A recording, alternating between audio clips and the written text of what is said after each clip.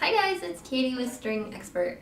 Today I want to go through some common mistakes that most beginner violinists make and how to avoid them.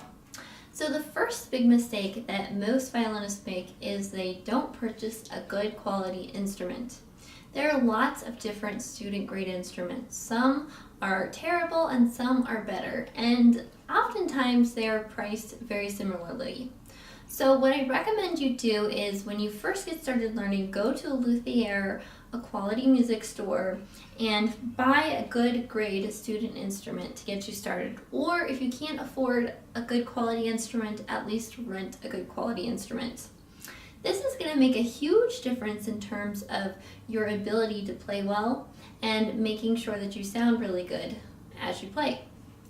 The second thing that you want to consider doing is purchasing a good quality shoulder rest. A shoulder rest is really important in order to make sure that your violin stays underneath your neck comfortably.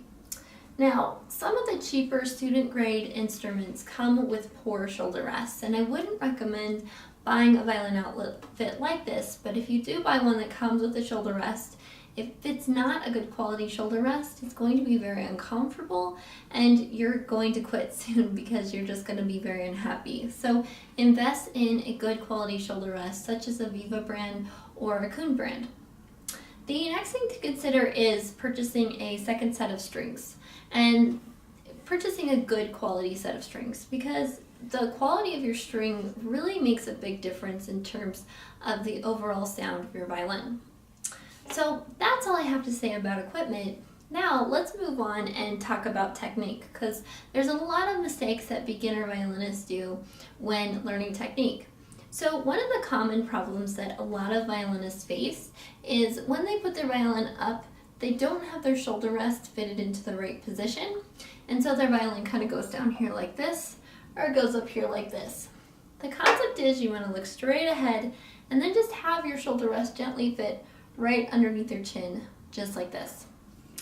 Then the next thing is you want to have finger tapes, and this is important to make sure that you know where to put your fingers on the tape. Then you want to make sure that your wrist is nice and straight and that your thumb goes in between these two finger tapes here and here in order to create a great sound. So you have a nice straight wrist, thumb in between the two finger tapes there and there, and away you go. You're ready to play. The other thing that a lot of beginner violin students do is they do the opposite. Instead of having, a nice straight wrist here, they like to have a pancake hand here or an extreme straight wrist this way.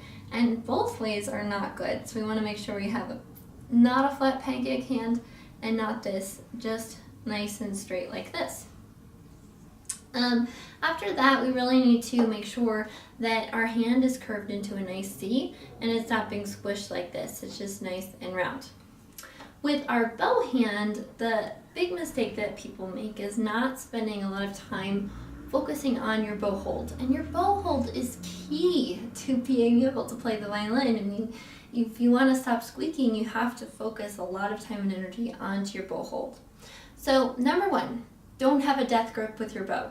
Make sure that your bow is nice and relaxed and smooth, so as you're playing you have nice smooth notes. Then number two, make sure that your thumb is curved into a nice round C and your pointer and your pinky are right over the top just like this. This is really important. Don't do this with your hand, which is what a lot of people do. Make sure it's nice and curved and round. Then as you're playing, you want to make sure that your bow isn't sliding kind of cross-haired like this, so it's sort of crooked. You want to have it nice and straight. And then you don't want to have your elbow down like this. You want to have your elbow up. And this is really important to give your arm leverage in order to create a good sound. Then as you pull your bow down, make sure that your bow doesn't go like this. Make sure it goes nice and straight down and nice and straight back up. The next mistake that students make is the most important one in my opinion, and that's not enjoying the process of learning to play their instrument.